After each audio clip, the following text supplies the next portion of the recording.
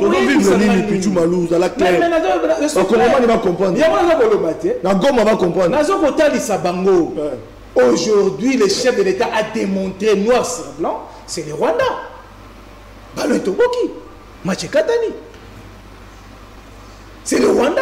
Comment se fait-il qu'on sollicite la réouverture? Il y a report, il y a Goma, et c'est le Rwanda qui en bloque. Qui réagit en premier? Qui réagit en premier? Quand il y a le serviette de Kabila, José Makila, parce que Kagame a une serviette dans le Congo. C'est Joseph Kabila. Tant que ça a bêtise, il a pas de Congo. C'est Joseph Kabila, le serviette de Kagame. Et José Makila comme serviette de Kabila, qui ne reconnaissait même pas c'est le Rwanda. Mais il y a un discours. Mais c'est le serviette, mais c'est la lingette. Il n'y a pas de sous le contraire. Félix Aza président congolais y compris condamné au bolo, condamné, torchon, serviette, lingette. Félix Aza président na bango. Mukoro Félix Aza le roi. Celui qui a le royaume de comme président Mbalo, au la président de Bissonios. Comme vous avez José Makila, un Congolais qu'on a humilié, vraiment, soi-disant un acteur politique, Yamakasi Mboka, on l'a humilié, tant on va poser la question, et pas il y a Bandekunayo Moussou, pour Koloba, qui a grâce le Rwanda, individu à qui répondre il est parmi Bato Baloba, bon à l'état avant Kolia Yango, il faut Mbongoana et Bella. Il ne sait pas qui attaque le Congo, il ne sait pas que dans 1016e session des Nations Unies, il va déclarer une déclaration à l'unanimité 27-73. Ils ont condamné Rwanda avec toutes les armées aux Anambo Canabiso, José Makila et Bine Makambonat. Alors pour ce faire, j'étais agréablement surpris parce que le chef de l'État a fait entendre encore la voix à Congo, la sécurité à Mboka Nabiso, et puis il y a 5 que Oyo Bazali s'attaquer à Mboka Nabiso Babima. Voilà une simple question, un simple souhait, le Rwanda a réagi directement. J'aurais bien voulu que peut-être l'Ouganda a réagi, j'aurais bien voulu que ce soit l'Afrique du Sud ou bien l'Angola ou bien Bamboka, tout ça, Congo Brazzaville va réagir. Pourquoi le Rwanda a réagi? La réaction, n'a pas compris réellement que ce sont eux qui dirigent. Mais lorsque les Congolais sont bien sûr mutumo bino bobo iba China boloko kuna Kinshasa il faut biso to zoya ya kwa koloba makambo etali indépendance Lumumba yaka c'est parce que cause ezalaka juste de même que lelo soki po Congo ezonga malamu il faut bato biso to ko benga bandoki baza il faut baza parce que tu continues toujours dans le même système mais en même temps il y a d'autres personnes qui sont tirées par ficelle. Roger Lumbala a été s'allier dans M23 selon Bango étant que pouvoir légitime. Je vais finir par là. Batumba qui est RLTV, on a dit que le peuple congolais, soyons sérieux. Soyons sérieux et c'est du lourd ce que nous faisons aujourd'hui. C'est très important. Aujourd'hui, c'est la même histoire. Comment se fait-il le régime valablement établi et que le régime a Kabila, ils ont foutu pas sur la salle. Mais à l'époque, tu condamné qui présence à Roger Lumba dans M23 à l'époque dans l'opposition. Tu apprécies qui a monté. Parce que Baboto qui mise au pouvoir en 2011. On était là toujours politiquement interne. Tout ce pays qui ont dit, mais quand cela ne tienne, Roger Lumba a une déclaration ouverte. Azaï a engagé qui parti politique n'a été RCDN. Mais mais aujourd'hui, les condamnés à mort, qui se ressuscitent dans les est-ce que Togoti a PPRD fonctionné, Togoti a LGD fonctionné? Non! Mon frère, à quoi ça n'a attaqué même c'était. Mais présenter Ngaï Oya Salakit. Présenter Ngaï aux journalistes, ils ont représenté opposition à militaire par moment. Présenter Ngaï Oya Salaki Baktif Naï. Et bon, donc, Zora ville à Kinshasa. Talandengeni ville à Kinshasa, et Zaliko s'est revêtu dans la plus belle robe, avec des routes en béton. Comme Fatih Béton. En béton. Mais parce qu'il est Fatih Béton. Voilà pourquoi il y a peut-être des réalisations en béton. Oui, ça dit la valeur. Il y a 40 ans. Donc on doit parler des routes à Kinshasa. Il faut compter 40 ans. Il y a des Babambi, il y a mais attendez, c'est un patriote majeur qui ne fait que la réalisation. Papa Lobaki, le peuple. Mais Papa Lobaki, le peuple d'abord. Le peuple d'abord, c'est quoi? Ça fait partie de la sociale. Les routes, c'est des voies de développement. Il y a Mboka. Pour que Mboka se développe, c'est de faire à travers des routes. C'est la vérité. Les noms, ils sont Biso, nani, train, Kinshasa, Matadi. 30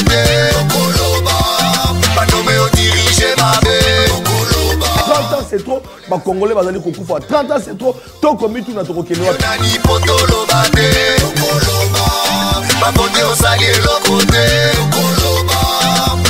Est-ce que la Congo c'est tout le bande de la source d'habitude? La Congo, tu as dit, a besoin de Bundisa, Mongunda, Nabiso Rwanda. Donc il y a une polémique, il y a ma nationalité. Ce n'est pas le moment pour ne pas sentir.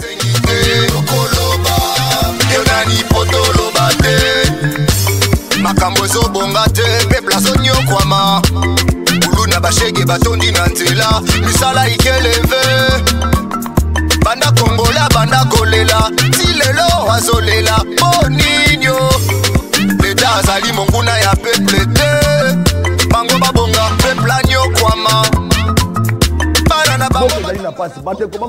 bitumba bozali komona ba marche ba répression ba congolais papa Santa zali ko betama pona ko luka solution po bomona mamazali ko lekana mboka neboka nanga Kinshasa motema pasi na leli bakonzi bosala domona bobongisa aba l'impunité l'injustice la corruption.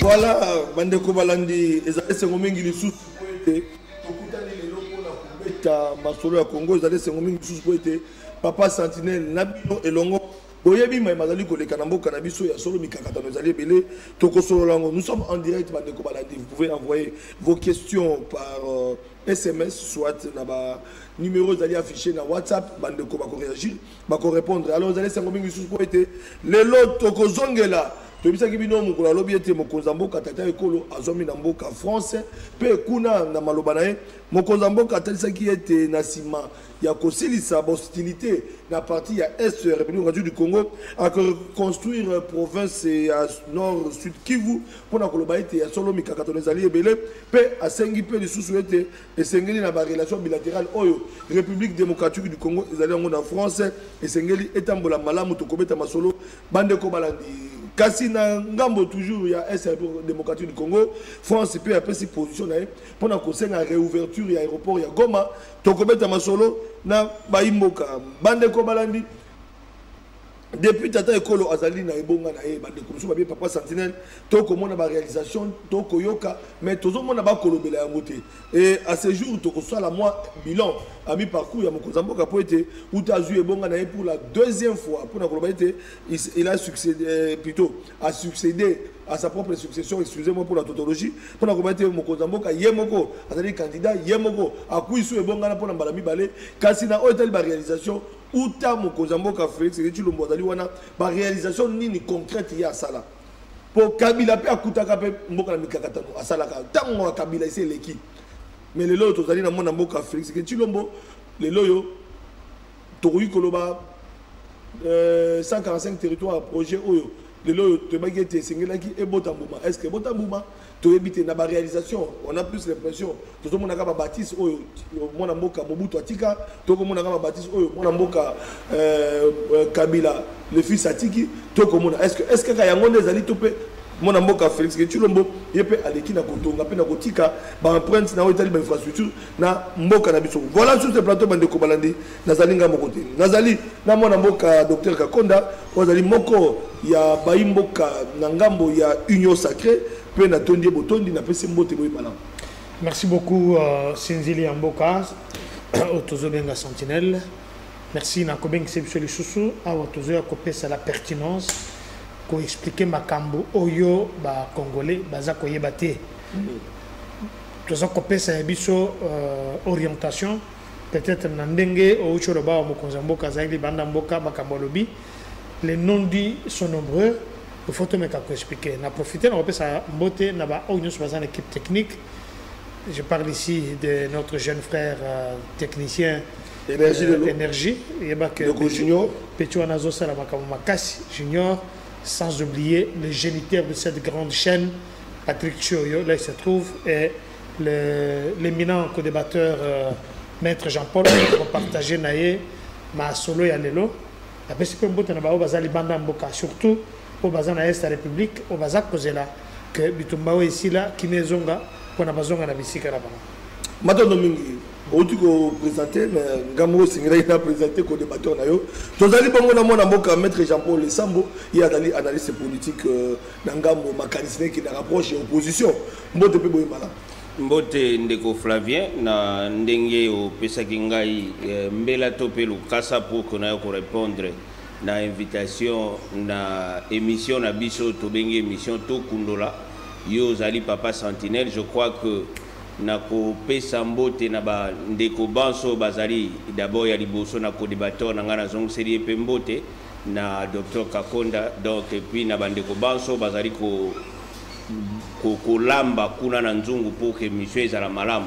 Et en plus de cela na bosanaki lobby donc on a les gars qui n'étendent ekete mais na zali ko pesa joyeux anniversaire na moko ya ba maman ya lokumu ya mboka na biso topé ya ba mabota na biso na pesi na mbote topé joyeux anniversaire na mama Belbine oyo mama Belbine Osaki oyo azali moko ya ba mama na biso oyo bakamba ka biso pe bazali ko batela papa azali ko batela papa Sentinelle soko bomona ka papa Sentinelle boeza mama Belbine. Alors na pesi joyeux anniversaire nzambe abakisela mikolo pe akokisa posa ya motema na ye. Merci. Matondo mingi voilà bandeko balandi toli kokoba. Alors tokozela bandeko balandi mona moka Patrick Sahel dans le comité mona moka Pichu Malou comme d'habitude toujours en retard to éviter à okoma ngonganini voilà bandeko balandi. Alors comme nous l'avons annoncé au sommaire de l'émission bandeko balandi mokonzi mboka azomi na mboka France kuna na mboka France bandeko balandi boyebi ete mayeba ya koloba ezali ebele surtout na otali mboka na biso kasi kuna mituna ezali ebele toyoki aéroport à Goma esengeli bafungola tomoni absence ya Kagame na rencontre wana tomoni M23 te tolandaki d'ailleurs moko ya bakambi ya Rwanda mpona koloba ete M23 azalaki représenté te na otali kofungola aéroport ezo dépendre na M23 eko dépendre na bato mosusu te tomoni réponse wana pe mwa mbilinga bandeko balati po ete asali déclaration na kuna na mboka France. Alors population comme tout na lelo bandeko balandi avant to kita na otali ba réalisation ya mona mboka Félix Tshilombo aéroport Goma ba kofungola banani ba okam.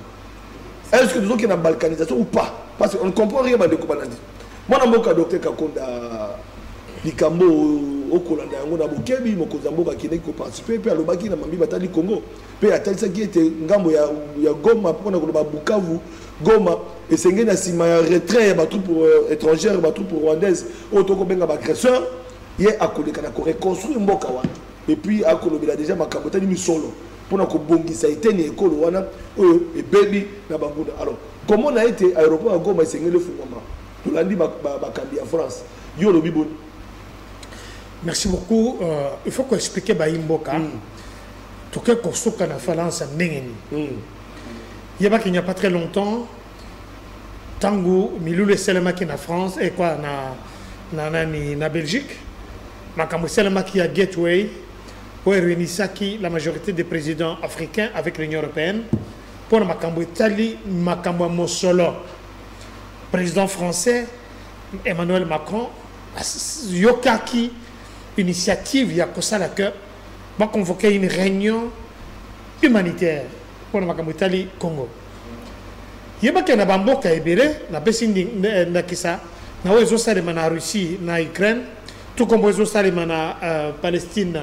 En Israël, après Bitumba, il y a toujours des réunions de la communauté internationale où Bassala Kakepona Komeka sur le plan humanitaire pour aider ce qui est tout à fait normal sur le plan diplomatique. Les relations internationales l'exigent. J'espère que je serai secondé ici par Maître Jean-Paul. Je crois qu'il doit y avoir un article là-dessus où ils ont démontré que malgré Batobozo Bunda, mais la population civile a le droit il y a kozwa biloko kolia et si ya kola la malamu bazana droit à une soins de santé bazana droit bazala même l'aide psychologique oyo mokozamboka Félix a hauteur ko senga, ça que nous allons faire voir tout à l'heure. Alors raison pour laquelle France et Sengaki que basala une réunion humanitaire pour soutenir Baimboka Congo, c'est une très bonne initiative. Je suis parmi Bato Baboyaki que mon Konzamboka Félix Antoine a participé dans Miloulouane. Comme toujours, il m'a toujours surpris agréablement. Peut-être dans la réaction à Salaka, ou bien point de vue en tant que Congolais. On a vu qu'il est parti là-bas, mais je suis très content.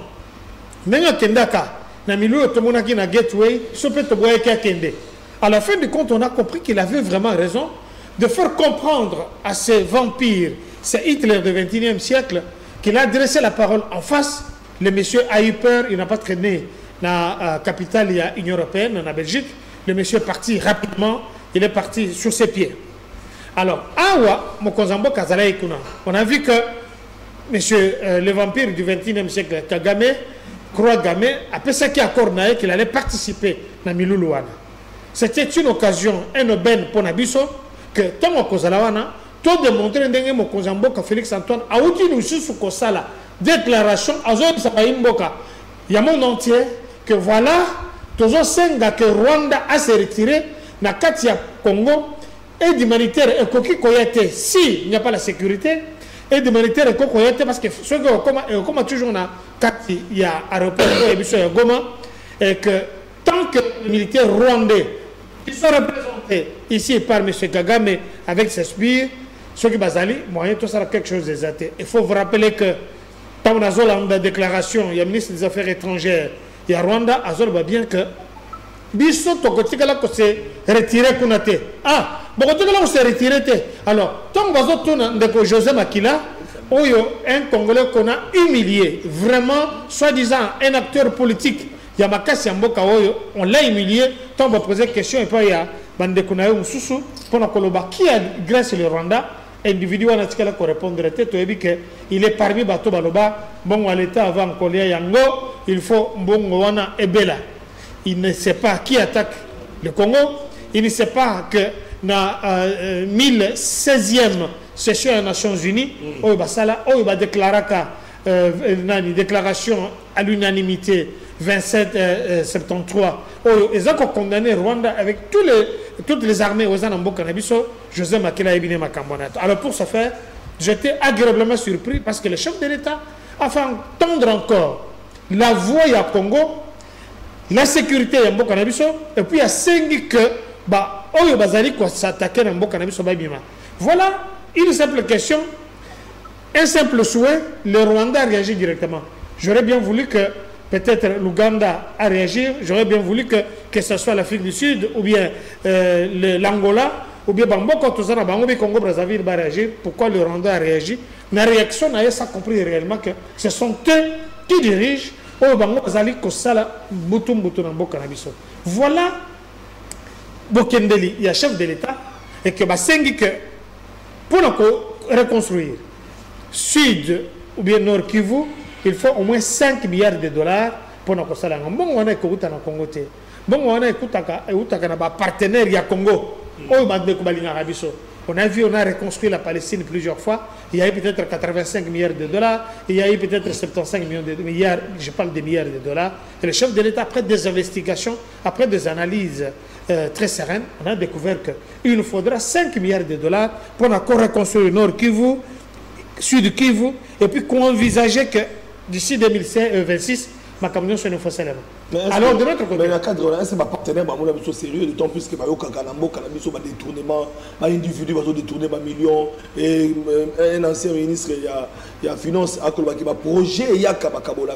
Est-ce que Mindele Tang Bakomona, Bozotonga Babilo, Baptiste, Bambongo, a détourné, tu remets ma solo tout à l'heure là, on va te bien aider mon Kozambo Kate, et n'a pas eu de solo. Ma partenaire, on a l'Ibanda Bako comme Kozamboka. C'est vrai, il faut aide humanitaire pour reconstruire une Bokawana. Mais d'une part, oui, mais d'autre part, ma collaborateur mon Kozamboka, ma Mibi. Alors, chez le droit international, on ne regarde pas ça. Ça, c'est le droit humanitaire, international humanitaire. Donc, c'est pour un projet, ce sont eux qui vont essayer. Je dis, bien sûr, sous l'œil vigilant, il y a gouvernement en place, mais l'aide humanitaire, ça ne regarde pas que parce qu'il y a les gens qui sont en train de mourir. Pour le moment, il doit y avoir un corridor. Pour le moment, bateau et bazali na ba zone où on est occupé, qui manque de tout. Quand on demande que l'aide internationale arrive, ça arrive directement, n'a pas place. Oyo, bateau, n'a pas un problème. Il faut qu'on balamogo. Ça n'arrive pas à Kinshasa. C'est la raison pour laquelle l'aéroport de Goma est réouvert. Vous comprenez? C'est-à-dire quand ça arrive, ça va aller directement là-bas. Oyo, parce que il y a des organisations de droits de l'homme ou bien de humanitaires qui doivent accéder directement à la place où on a basali. Parce qu'il faut te dire aujourd'hui, les banques sont fermées. Parce que la transaction est sanitaire. En entrant là-bas, tout est facile. Et puis, il faut sécuriser les bateaux, les droits de l'homme. Quand ils arrivent, ils doivent être protégés. Ils vont protéger les bateaux pour le moment. Et c'est comment mener les aides jusqu'à la place. Imaginez qu'il y a des femmes qui accouchent. Il n'y a pas d'électricité.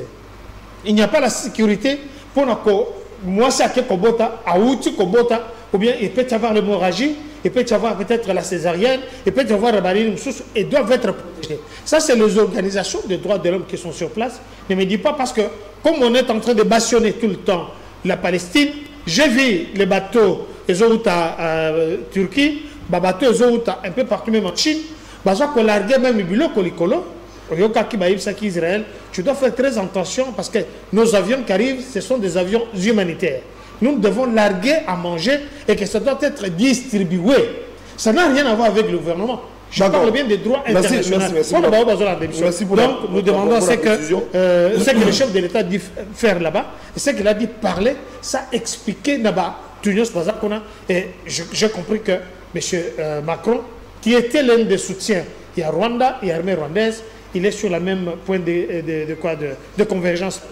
Donc, nous demandons... Voilà. Sur les salamités, nous avons une solution d'échange, nous avons un plan B. Voilà, Pichu Malou est déjà dans la salle, était avec nous plutôt sur les plateaux. Donc, Pichu Malou, je rappelle que Azali Mokambi, il y a DGCON, signateur, il y a charte, il y a Union Sacrée, il est avec nous. Donc, comment on a pour répondre à la question, parce que présentation sur les kaki. Moi, je Maître Jean-Paul Sambo, parce que nous parlons d'une question vraiment très importante qui touche même la souveraineté. Il y a un mot cannabis, comme on a d'abord réaction à ministre des Affaires étrangères. Il y a Rwanda, où il y a Zolobaïté à Paris, au la clôture même, il y a 6 Rwanda à Paris. À Zolobaïté, il y a solo pour l'aéroport à Goma et c'est M23. Aussi longtemps on dit que Bango Bazali pareil à AFC M23 et pendant que mon Konzambo Kazo Senga ba fungola pour na ba aide humanitaire qui ta mais tout le monde peut moi Patrick Mouya a réagi comme porte-parole du gouvernement pour na koloba été aéroport Rwanda et ko fungwa makaka na ba orientation na ba décision ya Kinshasa et non ya Goma. Alors où en sommes-nous par le panel? Merci Ndeko Flavien na question autour na motuna autour Sikawa je crois na landi religieusement ndeko na ngai Dr Kankonde ndenge auti koloba sikoyo mais na kati ya likambo oyo ya makambo esala na France eza na ba question ebele ezali kotunama to po ezali kobalolama na mito ya bato to pe na moto na ngai question ya liboso na kotuna ezali nini est-ce que kofungola aéroport ya Goma ekoriske te memela biso makambo lokola ndenge memela biso na bambula oyo eleka tokotisa bato tokotisa mandoki tokotisa makambo ebele na likambo wana na opération turquoise parce que lelo nde tokoloba malamu que non il faut bafungola aéroport ya Goma oui c'est bien parce que tolingi ke bandeko o bazali na Goma bazwa pe lisungi mais est-ce que lisungi wana ekobotela biso ba problème lobité parce que lorsque tolobaka tolobi que le Rwanda est en train de nous agresser, le Rwanda est en train d'occuper une partie du Congo. Mais tout est malamu que le vrai bourreau est à Rwanda. Le vrai bourreau est ali ba occidentaux.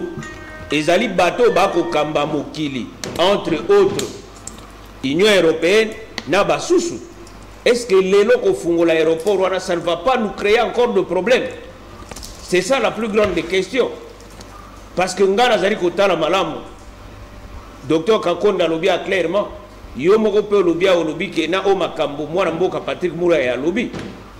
Mais côté moko tu es bien que Goma, Bukavu na bamboka mosusu ezali occupé.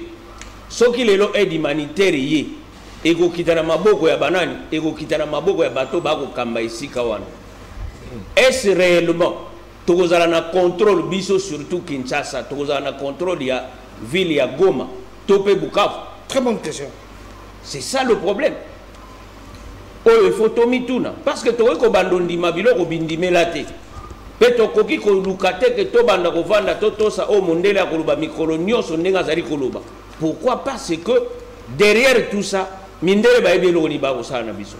Moi personnellement avec raisonnement nangai na sali réflexion, nazali ko mona malembe tozali ko kena voie balkanisation. Nous devons faire beaucoup d'attention sur ça. On ne peut pas se laisser faire. Et puis deuxième chose, les alliés, lorsque tous les bateaux oui aide humanitaire, oui c'est bien beau. Ndeko kakonda lobia bi que non aide humanitaire il fallait et yaka mingi na bamboka na mosusu yaka na ngongani yaka mingi tango bitumba esili pona nete makambo lobia mbongo wa soko 5 milliards obwena.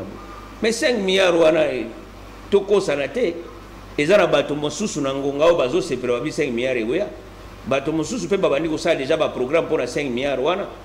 Mais est-ce réellement tokotongaka Goma na Bukavu quand yango pe sumutuna?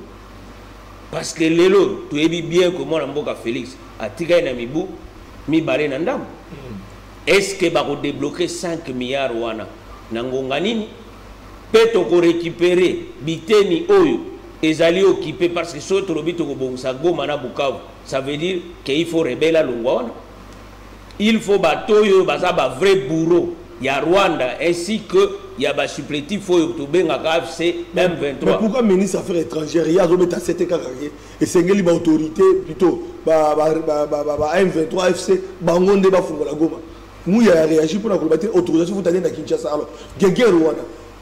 Donc ça confirme que le Rwanda est derrière supplétif on a. Mais tu es bien au bisombaso que Rwanda zala réaction n'a pas tardé. Rwanda zala kasima ya makamboana. Mais sima ya Rwanda zala kanani pour Rwanda zoka force wana. Question ngana tuna ka mikoro nyonso ngwana. Pour Rwanda ndenga za tolo baka Rwanda za mboka moka mukebwete. Kongo za mbo éléphant. Mais comment se fait-il moi nzinzi ya muke to ngungi ya muke azwaka ba décision pe bato bazali ba lion ya mukili bakanga munoko balobelo kote.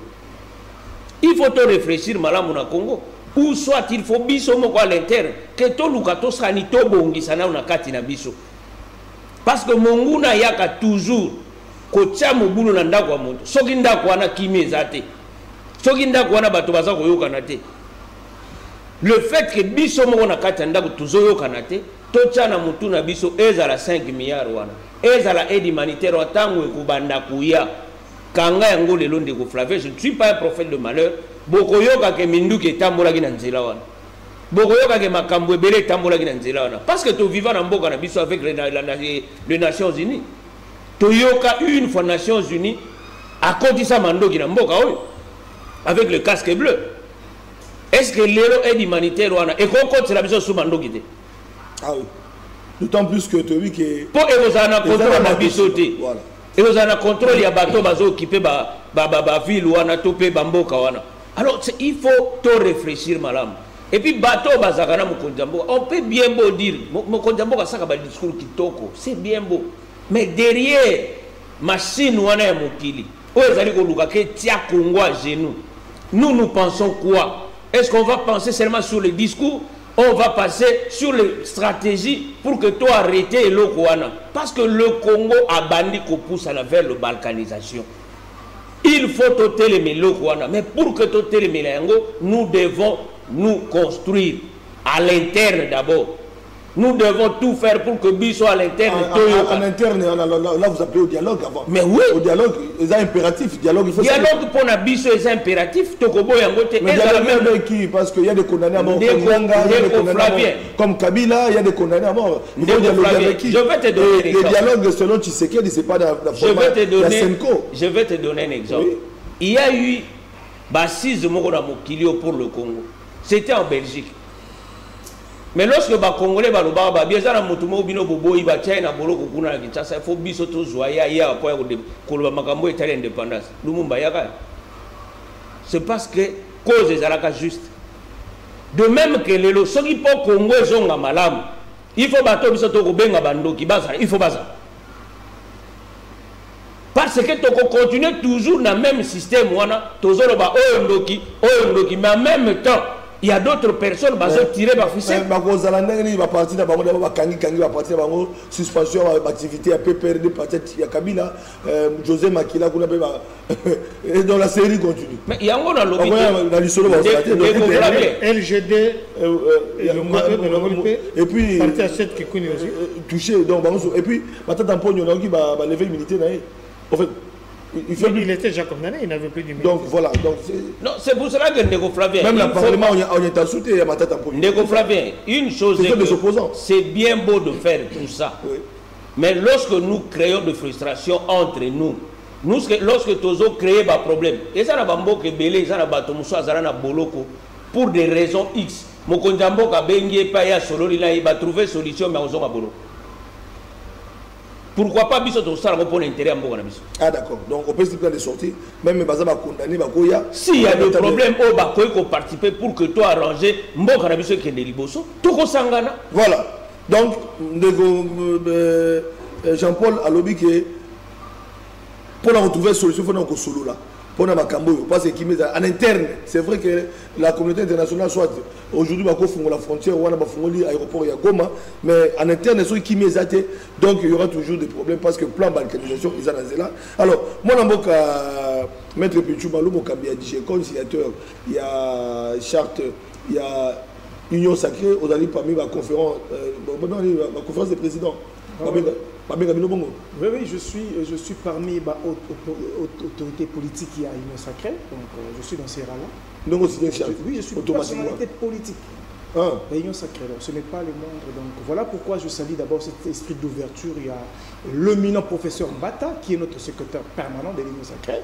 C'est grâce à cet esprit d'ouverture qui fait état aujourd'hui que nous ayons la position à la défense, à la défensive pour l'intérêt de la jeunesse congolaise, aux côtés du chef de l'État, étant que notre autorité de référence. Donc, c'est vraiment sanitaire quant à ça. Voilà. Voilà. Alors, question, c'est comment? Parce qu'on en parle, on l'a dit, à Sengi, il y a seulement Makoké, il y a l'aéroport à Goma, mais ping-pong est entre Kinshasa, na Kigali, qu'on a le ministre des Affaires étrangères à Kigali, Oyo, à t'adresser, à Oumela quitter. Pour la déclaration, pour l'aéroport à Goma, France et Sengi, mais bango balobi ke Sengi, représentant M23 logo basala quitter, bango ne Sengi ba fungolango na Goma. Et Mouya aussi a réagi au porte-parole du gouvernement pour dire que l'autorisation doit venir de Kinshasa. Alors, maintenant, comment ça peut se faire pour décrisper la situation? Soyons sérieux, chers compatriotes. C'est par là que je commence. Vous savez, tous les artistes pointus et pétris de talents, c'est comme de J.B. Piana que je salue, parce qu'aujourd'hui, le contexte, la thématique après ça, aujourd'hui ça nous rattrape. Soyons sérieux. Soyons sérieux. Soyons sérieux, chers compatriotes. Et si Kanyon Souzali, tu es sérieux. C'est très important. Soyons sérieux. Parce qu'aujourd'hui, les problématiques qui ont entaché notre République demandent d'abord la sérieuxité. Parce que dans la sérieuxité, c'est la conscience. Et dans la conscience, nous voyons le patriotisme qui prime. Voilà pourquoi nous allons Congolais, soyons sérieux, c'est très important. Baleto Oki, championné Katani. Kopédaï. Baleto Boki déjà. Championné Katani Kopédaï, arbitre Abouki jouait. Mais c'est ça, ce que nous vivons aujourd'hui. Mais on va vivre le Pichou Malou, à la claire. Mais va comprendre. Aujourd'hui, le chef de l'État a démontré noir sur blanc, c'est le Rwanda. Baleto Boki, Maché Katani. C'est le Rwanda. Comment se fait-il qu'on sollicite la réouverture? Il y a report, il y a Goma, et c'est le Rwanda qui en bloque. Qui réagit en premier? Qui réagit en premier? Quand il y a les serviettes de Kabila, José Makila, parce que Kagame a une serviette de Congo. C'est José Kabila. Tant que ça a bêtise, il y a pas de Congo. C'est José Kabila, les serviettes de Kagame. Et José Makila comme serviette de Kabila qui ne reconnaissait même pas c'est le Rwanda. Bazali ko violer mboka na biso. Mais yango biso na pasa. Parce que akoloba nini? Mais c'est le serviette. Mais c'est la lingette. Le bas sous le contraire. Mais est-ce que Joseph Makila, par rapport il y a la signature d'accord de principe où il y a Washington, parce que là on en parle même dans la déclaration de principe. Le gouvernement congolais a dédouané le Rwanda parce que dans le comment on appelle ça, dans les accords, on ne parle pas du Rwanda comme agresseur. Mais attendez,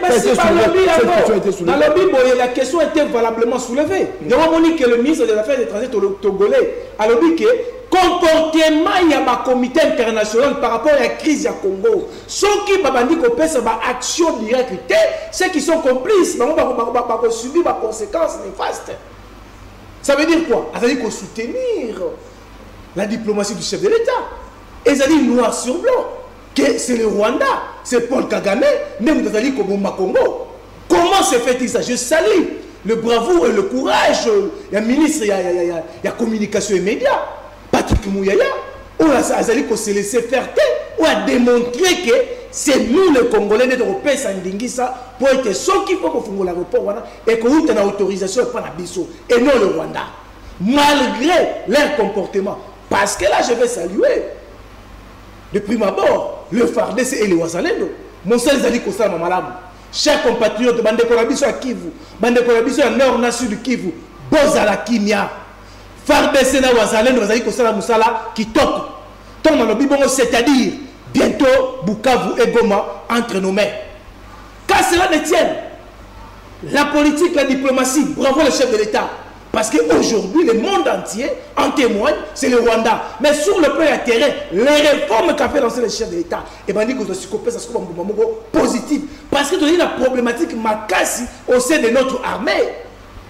Les réformes ont fait état qu'aujourd'hui, tout côté militaire à Makassi, tout identifié, infiltré au sein de notre armée, au côté qu'à plan d'ambition dans Katamunguna, enfin que tout ça a affaibli devant Banguna. Mais aujourd'hui, avec la haute politique du chef de l'État, avec les réformes de l'armée, FARDC déjà aujourd'hui 5 km, il y a Porte, il y a Bukavu, 5 km, il y a Goma.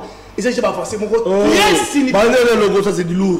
Mais c'est du lourd, comme je dis. C'est du lourd. Non, FARDC, c'est pas la porte. C'est du lourd. 5 km la porte à Bukavu. C'est du lourd.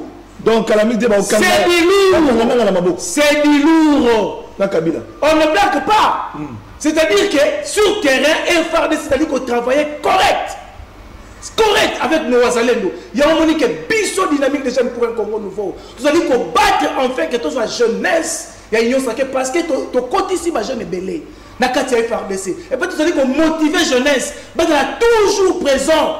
Qu'on soutenir FARDC, qu'on soutenir nos Wazalendo. Enfin que biso mon combat congolais, tu continues sans des guerres oyo. Tu comprends que Bapaya, Bazali wana pour la distraire biso. Sur le plan pratique, il y a guerre oyo. Alors sur le plan pratique, ils ont dit Bissomoko Bakongomani, c'est-à-dire le commandant suprême Félix Antoine Tshisekedi, le FARDC, le Rwazalendo et nous la population congolaise. De rien et nous allons Kozwa, Bukavu, Nagoma, Oyo, et Zoma qui sous l'infiltration grave. Il y a papier hygiénique, il y a Paul Kagame, M. Hippolyte Kanambe alias Joseph Kabila.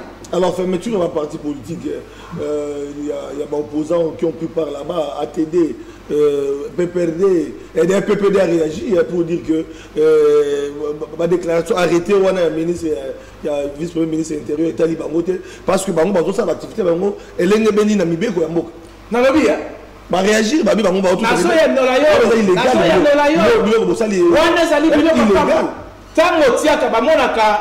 générique na yo. Générique na yo ya Papa Sentinelle. Avant monsieur Banda. Ba mona ko bakata yo out. Ba tombolo ni ko makile ko tangati. C'était le jour où Bakana tu t'as passé avec toi. Tu sais non? C'était le jour où Okaringa. On a la révolution contre le régime Kabila. Contre le régime Kabila. Mais qu'est-ce qui a été après?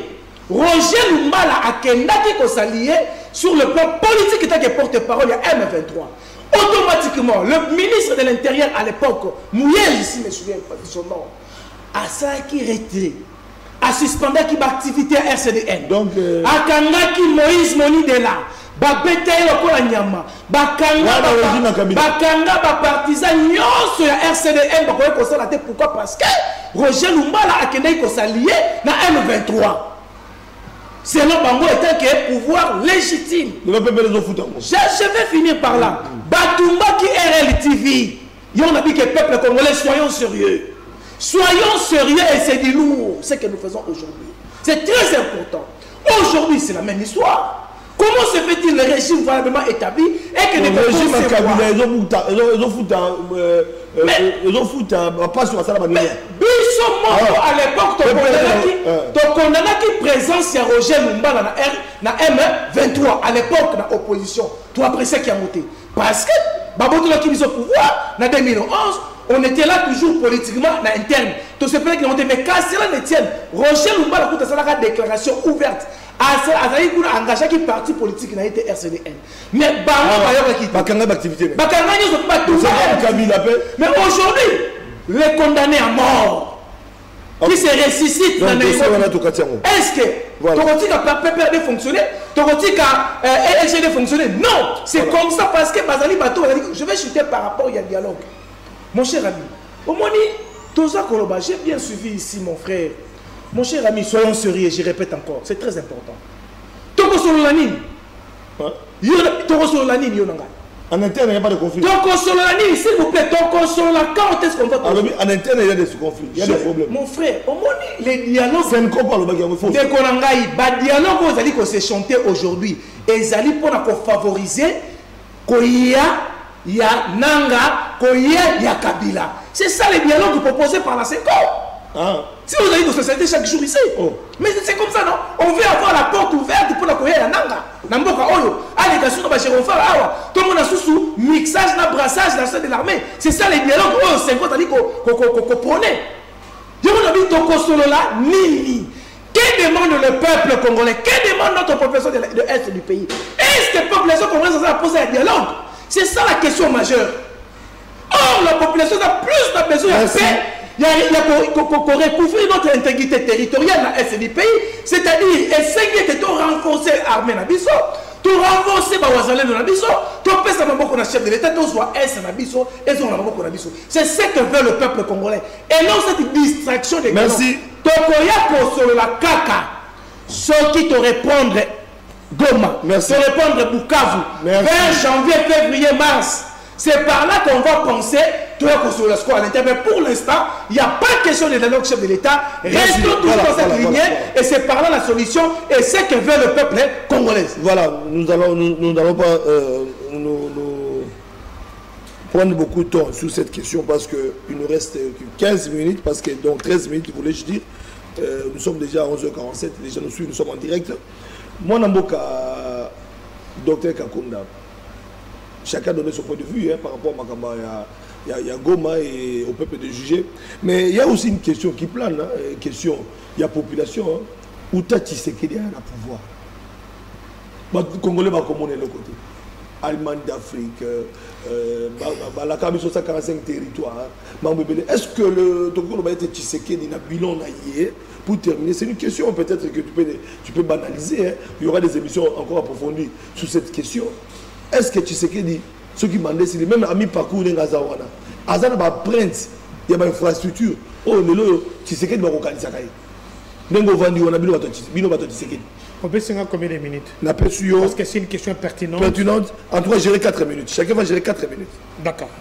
Je reviens d'abord pendant la suspension à ma parti politique. C'est une émission très pédagogique. Pour ceux qui nous suivent, peuvent prendre l'article 190 de la Constitution qui dit ceci. Nul ne peut, sous peine de haute trahison, organiser des formations militaires, paramilitaires ou des milices privées et entretenir une jeunesse armée. On a Ezali Makambo, qu'on a... Article 190 de la Constitution. 198. Je parle de l'article 190 de la Constitution. Je voudrais que... Ils vont comprendre qu'on a vu M. Kabila à Kanambe organiser des visites à centre paramilitaire dans la République. on a vu José Makila partir là-bas, sur son parti politique aujourd'hui, c'est parce que c'est parmi les autorités morales, la consultation à Bango, ils peuvent aller de l'autre côté. Ah bon, je reviens parce que c'est aussi une émission très pédagogique. Je vais prendre ici juste l'explication pour expliquer aux gens quelle différence y a-t-il entre les droits internationaux humanitaires et les droits internationaux. La différence est trop simple. Les droits internationaux s'appliquent dans les conflits armés, tandis que les droits internationaux s'appliquent sur les temps de paix, ou bien dans les temps entre les temps de guerre et les temps de paix. Vous voyez que ça, c'est les droits internationaux humanitaires. Ça a été consacré depuis 1949, depuis que établi ça en 1997. Ça a dû avoir quelques retouches. Donc ça continue comme ça. Pour ceux qui sont à la maison, peuvent te poser la question, malgré malgré dans la guerre, il y a toujours le droit international humanitaire. C'est que nous voyons que ce soit en Russie, qu'est-ce que nous voyons que ce soit de l'autre côté, en Ukraine. Question à eu sur le bilan de Tshisekedi. C'est vrai, tant que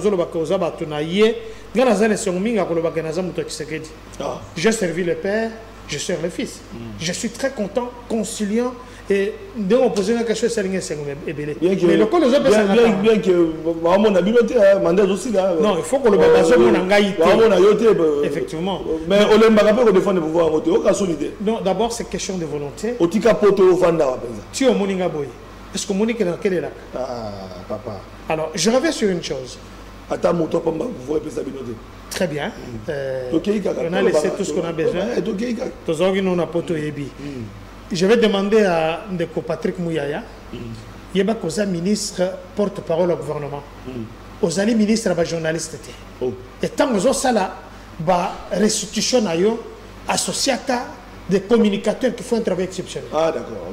À cause de la théorie, les journalistes, mais ils ne font pas la une de ce que vous faites. Je dis sans rancune. Au sein de la communicateur, union sacrée. Mais non, ce que nous faisons, c'est une chose, c'est pas mauvais. Ce que nous faisons, c'est là que Fatih Bernali, Pichou Malo, autre chose, les amis. Est-ce que Azum bon pour Nayango? Est-ce que Bapé c'est bon pour Nayango? Mais pourquoi nous sommes sur les médias? On a besoin des informations. C'est ce qui est normal. Donc lui, il est la bouche autorisée, mais il doit nous communicateur. Après sa information, je dis, il doit associer les communicateurs dans ce qu'ils font. Ce n'est pas que vous appelez un journaliste à Yekuna, il a sa tendance. C'est une contribution. Voilà. Non, mais voilà, c'est une grande contribution pour la maximisation. Ouais. Voilà ce que nous faisons ici. Magambozo Tala.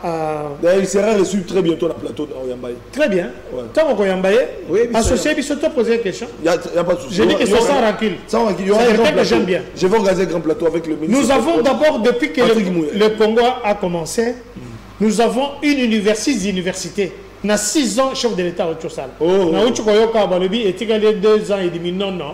Tant que j'ai mandat, le 24 janvier 2019, en 2025 aujourd'hui, ça fait combien de temps? Faites un peu le calcul simple. Parce que le mandat, c'est... Il y a l'accent qui est grignoté sur moi. Je dis, de toute façon... Non, je voudrais... Au moins, tu deviens un collimateur. Je réponds à maître Jean-Paul indirectement. C'est un intellectuel, quelqu'un qui est avéré. Je dis, le mandat a commencé le 24 janvier 2019. Tant aux autres, comme en 2025, 24 est commis combien? 2026 est commis combien? Donc, anniversaire, on fait à Kangon en année, ou bien ils allaient un jour. Awa, je profite de l'occasion pour saluer ma bébé. Mon anniversaire à elle. Merci beaucoup. Nous avons l'université de Mbouchmaï qui vient d'être construite depuis la République Salema. Je dis, c'est une université où il y a eu je parle ici de l'université de Kananga. Et aussi les secondes, de l'image Tala amphithéâtre. Ça, c'est le bilan de Félix Antoine Chilon. Dans le bitek ISP. Dans le bitek université. À ton université. Il y a ton université. Oh là là. Non, ici, je dis, à Tangawa, pour s'occuper de la université. Deuxièmement, université de Bounia. Et je suis là.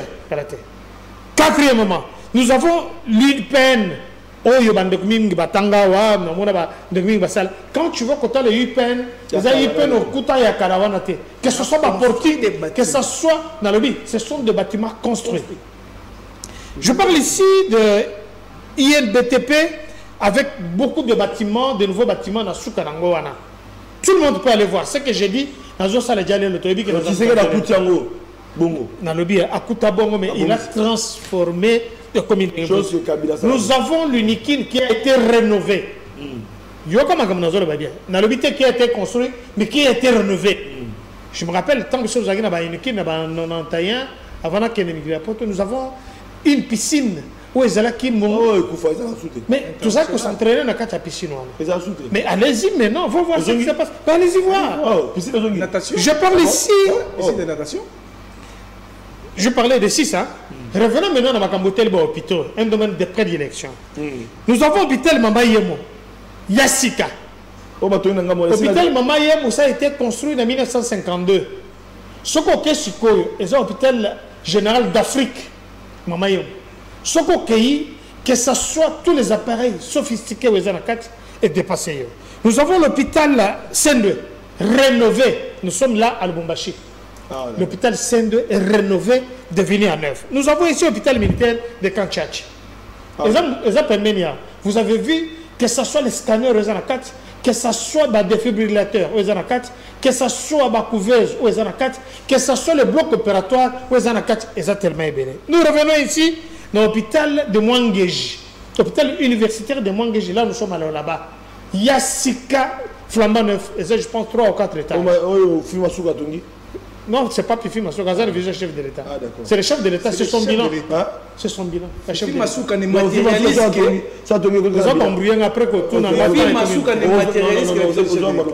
L'hôpital de SNCS de Lubumbashi, rénové. Hôpital général Yakitambo, ils sont en pleine rénovation. Tu peux aller regarder ce qu'on lit, Cameroun, hôpital général de la Mouya, Yassika, nous sommes en Moujmaï. Hôpital général Yamouya, nous sommes en Moujmaï. Je connais parce que j'étais là il n'y a pas très longtemps. L'hôpital, le stade de Martyrs, rénové. Nous avons ici Nini, Bazotonga, Arène. Arène, on a aussi la karaté. C'est une innovation et une rénovation. Non, mais j'ai dit que le bâtisse est là, tout est là, c'est pas encore fini, mais ça va terminer. Stade Tata Raphaël, rénové à neuf. Francophonie. Dans le billet, hein? Oui. Qui a construit? Les ans bilan. Dans le billet, les ans bilan. Les ans première fois, francophonie Salema. Quand la montée m'a bêté. Dimaka Moulinga son temps. Francophonie. Nous avons parlé d'Arena ici. Nous avons ici Rocade. Rocade des Zénéti, une autoroute. C'est une route à très grande vitesse. Nous avons la route de Kalamambouji, nous sommes au Kassai. Nous avons ici. Aux 4 minutes, aux autres temps, Babylone aussi la raté. Mais donc,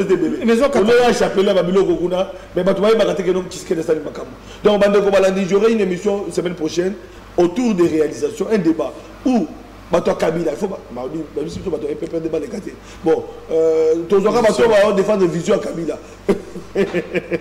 Bazalawana et puis Tozu Bato Tshisekedi. Voilà, toi la terre mais voilà. Bato PPRDT parce que FCC on n'a pas interdit mais le PPRD qui a été frappé et ATD. Donc mais les autres là ils peuvent passer Tourouyamba Bango. Mais on a dit quand même que dans le stade il y a Andili et aussi la Nango en construction.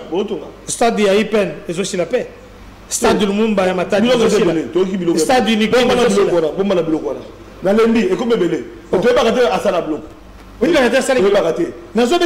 J'ai dit des choses, on va te vérifier. J'ai des images. D'accord, merci beaucoup. Ma réalisation, parce que c'est la fin de l'émission. Je demande vraiment la réalisation, mais pas connaître quelques minutes. Pardon. Bon, merci Ndeko Flavien. Je crois pour émission Zagi Moukousse. Et bon, Moukousse était à la temps normal, mais toujours temps mingi à Rolobate. Il y a le logo Pessinga 4 minutes. Dans 4 minutes, je vais gérer ça bien pour que permettre à bimater la zappé. Il y a Liboso Nagina Lobabo. Pour la réalisation à Mokondjamboka, Nakolobango avec beaucoup de certitudes pour que permettre à la population congolaise de comprendre que et auto sala que zaka te to yaka poto critiquer mais tosengeli mpe toyaka mpe mpo tokumisaka mpe makambo mosusu oyo eza kosalama na mboka. Bravo. Je crois une fois un vrai patriote na plateau na yo na loba malgré balangage oyo ezali ya mabe nous nazoka na ndeko Pichu Malwa ya kofinga bato ba torchon ba lingette banini, mais un homme d'État ne peut jamais passer à la télé pour dire ce genre de propos, parce que Yelelo a commis parmi les autorités à l'Union sacrée, il doit montrer d'exemple. Les longues na vandi ya bana nga bayibi ke na oli ka émission ya Papa Flavien po balinga Papa Flavien mingi, mais ba komo na papa na bango à tenir ba propos ezali déplacé. Non, nous devons quand même faire preuve quand même que tous ab intellectuels et puis tous ab responsables, parce que lobby to olinga te ba finga biso na télévision tant lelo yozo traiter ba traiter lobby e bagape e kokomela yo, et puis il faut que la politique eza le quoi rotation et baluka tour à tour lobby kozala tour pe ya mutu musu kozala ndeur ya bateau biso tokolo bagya kabila te kozala fatite kozala mutu mususu et to e bagake to kozala toujours liboso. Alors nous devons faire beaucoup d'attention avec nos propos, et puis biloko mingi to lobaka ça fait partie aussi à ce que biso to recevoir. Il faut to bimisa yango pe na bato o bakola biso, parce que classe et landa émission Papa Sentinelle les classe ya intellectuel au bazana niveau à l'économie, il faut tout ça l'effort ya ça makambo. Et dans koloba boye na zongi moi muke malgré ba réalisation na continuer ko féliciter ndeko Kakonde na musala azo sala lelo, parce que na moni bato mingi bana kati ya pouvoir baza ba aventurier, ça je dois le dire. Tu peux finir. Tu es au finga.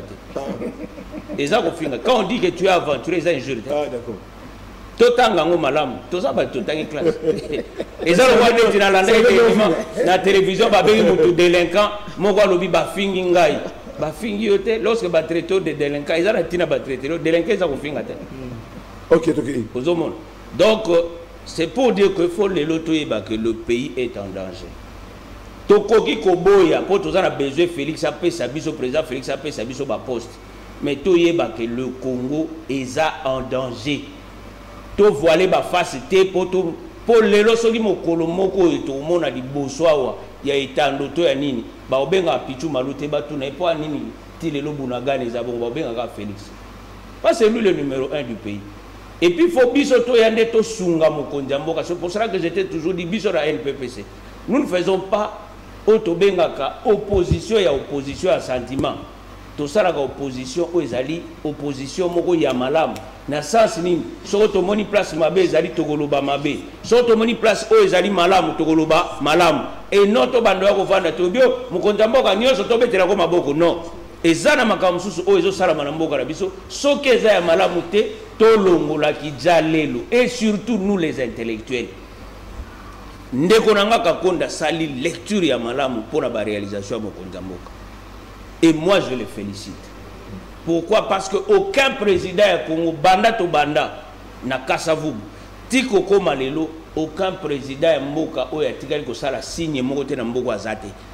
Chaque président apporta ne fût-ce que quelque chose na mboka na biso. Kabila sa na lobino président nyonso to ata eloko moko to benge ndoki to benge moyibi to benge nani lemso asala kanzela moko mukie lemso asa tonga atata mwinda quelque part, ça veut dire que il faut to reconnaître ba konzi na biso wana nyoso pe to respecter bango quel que soit ba différent to loba lelo to finga ki ngobila te to finga ngobila, mais to moni ba mituke yawo eza mituka ngobila somba ka sali a commander asali makam nyoso be bumba zo vivre nango no et c'est to finga ngobila lisusu to finga lobi pe kimbuta sala ka retranscrire.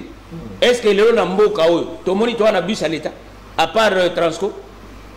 Est-ce que ville ya Kinshasa za na bus exact, mais to koloba te ke bumba pe osa eloko te auzana makambo ya ko sala.